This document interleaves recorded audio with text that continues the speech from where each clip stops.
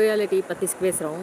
அதாவது system and சரௌண்டிங்கிறத பற்றி பேசுகிறோம். யூனிவர்ஸ் தான் இப்படி மாறி இருக்குன்னு பேசுகிறோம். யூனிவர்ஸ் கான்ஷியஸ்னஸ்ன்றதை பற்றி பேசுகிறோம்.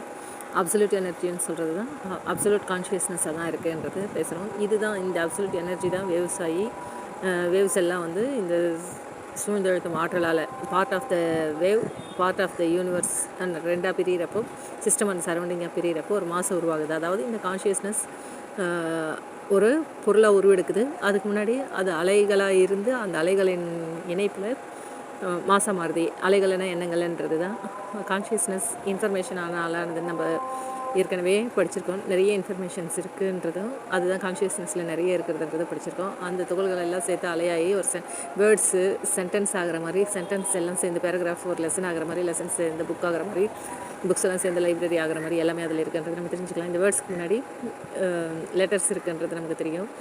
அதில் உயிரெழுத்து மெய்யெழுத்து அதுக்கான ரூல்ஸு அதெல்லாம் சேர்ந்து எப்படி ஒரு வேர்டு ஃபார்ம் ஆகுது, அதுலேருந்து நிறைய விஷயம் நமக்கு தெரியுது. அந்த மாதிரி தான் இதுவும் ஃபார்ம் ஆகிருக்குன்றத பேட்டர்னில் இருக்கிறத வச்சு நம்ம சொல்கிறோம்.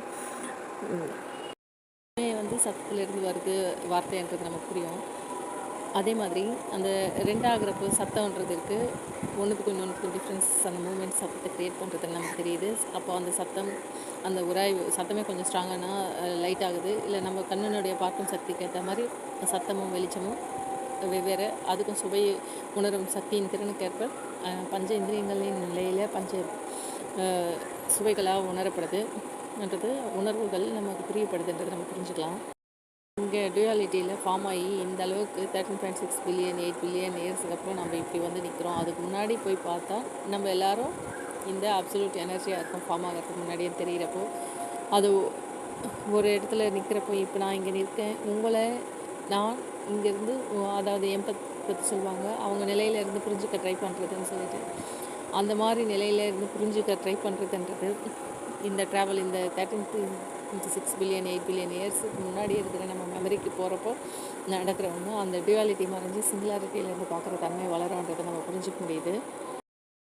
அந்த மெமரியை நம்ம உடல் அளவில் மனதளவில் கடந்து போகிறப்போ அங்கே மனம் இருக்காது, அங்கே அப்சல்யூட்டான கான்ஷியஸ்னஸ் இருக்கும், அப்சல்யூட் எனர்ஜி இருக்கும், ஃபுல் விஸ்டம் இருக்கும், எல்லா இன்ஃபர்மேஷனும் இருக்கும்.